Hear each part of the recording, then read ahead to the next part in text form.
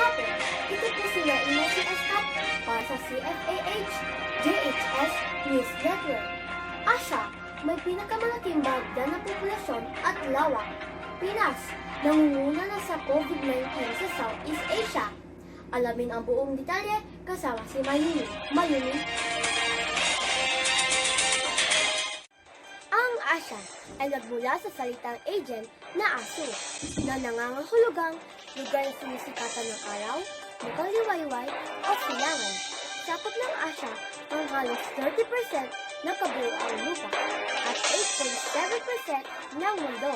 Ito ay may populasyon na halos 4.5 billion o 60% kabuuang populasyon. Ang Pilipinas ay bahagi ng Asya at ang mga Pilipino ay lipong Asyano.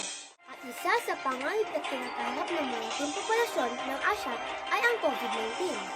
Nauunahan na ng Pilipinas ang Indonesia na may pinakamalaking bilang ng kumpirmadong kaso ng COVID-19 sa Southeast Asia. Magkaraang maitala ito kahapon sa 119,460 kabuuang kaso. Ito po si Mayumi para sa CFAH JHS News Network.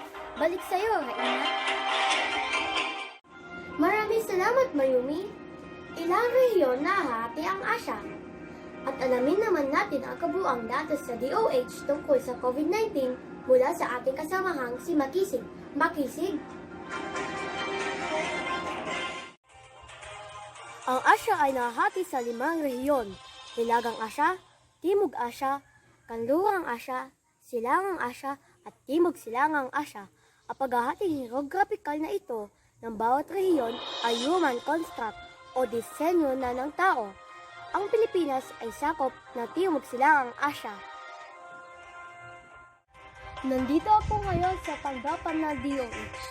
Sa kanilang tala, mas mababa naman ang death toll ng Pilipinas na nasa 2,950 lamang at may kabuuang bilang ng recoveries na 66,837. Aminado naman dito ang tanggapan, ngunit ipinagmamalaki nila na mas mataas na ang bilang ng kaso ay dahil sa nangunguna na rin ang Pilipinas sa may pinakamaraming COVID-19 testing na naisagawa sa 99 nilang testing laboratories. Sa datos na ito, noong Agosto 4, may 1,643,539 tests na umano silang naisagawa na may average na 28,938 kada araw sa loob ng nakalipas na 7 araw. Mas mataas ito kumpara sa 908,000 tests na naisagawa ng Indonesia noong Agosto 4 na may average umano 14,291 tests sa nakalipas na 7 araw base sa Our World in Data. Nasa 1.5% rin umano sa populasyon ng Pilipinas ang naisagawang test ng DOH kumpara sa 0.34% na populasyon na naisagawa ng Indonesia. Ito po si Makisig para sa CFAH JHS News Network. Maraming salamat, Makisig. Ating alamin kung saang nakalatag ang Asya sa mundo mula sa ating kasamahang si Marikit. Pasok! Ang Asya, ang pinakamalaking lupalop o kontinente sa mundo. Ito ay nakalatag sa silangang hemispero at nagmula timog hanggang hilagang hemispero. Irregular ang hugis ng Asya.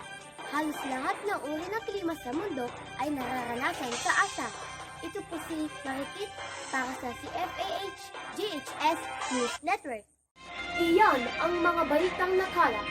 Patuloy na tumutok para sa mga nagbabagang balita. Raina Escat. Mayumi Dima, diba? Makisig bahaghari. Marikit banyuhay.